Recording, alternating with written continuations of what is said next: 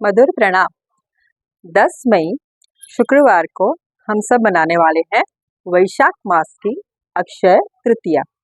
अक्षय अक्षय यानी कि अविनाशी, चिरंजीवी, निरंतर, अनादि, जिसका कभी भी अंत नहीं होता। तात्पर्य ये है कि वैशाख तृतीया के दिन मतलब अक्षय तृतीया के दिन हम जो कुछ भी करेंगे, जो कुछ भी खरीदारी करेंगे, पूजा पाठ करेंगे, दान धर्म करेंगे, वो सब चिरंतर रहेगा। तो हम देखते हैं कि उस दिन हमें क्या क्या करना चाहिए। वैसे अक्षय तृतीया की बहुत सी मान्यताएं हैं।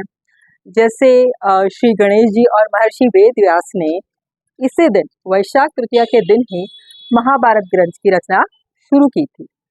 कहा जाता है कि कृष्ण और सुदामा का मिलन भी इसी दिन हुआ था और कहा जाता है कि पावन गंगा का अवतरण पृथ्वी पर भी इसी दिन हुआ था। ये भी कहा जाता है कि विष्णु भगवान के छठे अवतार परशुराम जी का जन्म भी अक्षय तृतीया के दिन ही हुआ था। तो ऐसी बहुत सारी मान्यताएं हैं, मगर अक्षय तृतीया के दिन हमें क्या करना चाहिए, तो मैं आपको इसके बारे में थोड़ी सी जानकारी देती हूँ।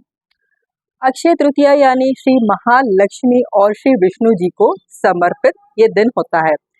तो हमें उस दिन स्नान करके, हो सके तो पीले वस्त्र परिधान करके, अपने पूजा घर में लाल रंग का वस्त्र बिछा करके उस पे श्री गणेश जी, श्री महालक्ष्मी, श्री विष्णु जी और श्री कुबेर भगवान की स्थापना करनी है।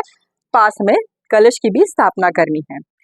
अगर आपके पास इनकी मूर्ति हो तो अच्छा ही है, और अगर ना हो तो आप तस्वीर ले आइए।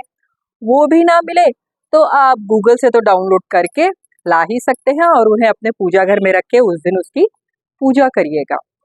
प्रसाद में आप केसरी भात और लौकी का हलवा चढ़ा सकते हैं। वैसे आपकी श्रद्धा, भगवान तो जो आप श्रद्धा से बना के खिलाएंगे उससे खुशी हो जाते हैं, है ना।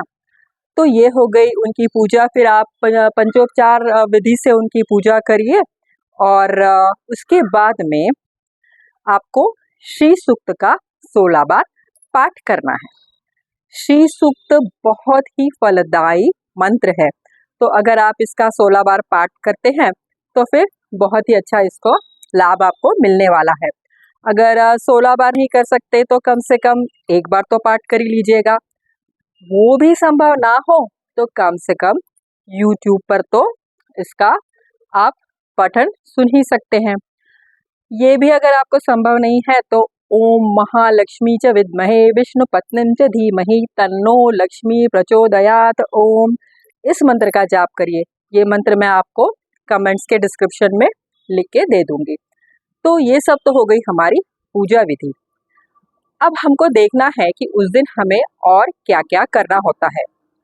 कहते हैं 100 साल बाद गजकेसरी योग आया है, तो फिर आप समझ सकते हैं कि इस दिन किए जाने वाले कोई भी कर्म कितने फलदायी होने वाले हैं। तो सबसे पहले हमें ये करना है कि इस दिन जितना हो सके दान धर्म करना है। दान धर्म किन चीज़ों का? नमक का, सेंधा नमक, जो अगर हम उस दिन दान करते हैं तो हमारे सुख समृद्धि में उसकी वृद्धि होती है। और फिर हम जो है उस दिन रुई खरीद कर लाएंगे। उस दिन हम धनिया, साबुत धनिया खरीद कर लाएंगे।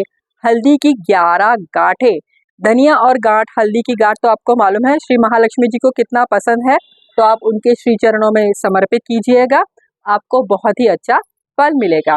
उसके बाद ज़रूरतमंदों को, जो आपके यहाँ पर सफाई कामगार आते हैं, आपके घर में आपकी जो मदद करने वाली स्त्रियां हैं, कर्मचारी वर्ग है, उनको आप सेंधा नमक दान करिए, गुड़ या चावल, कोई भी राशन का कुछ भी सामान, या जो आपकी श्रद्धा है वो आप उन्हें अगर दान करते हैं तो आपके लिए ये वर्ष बहुत ही फलदायी होने वाला है।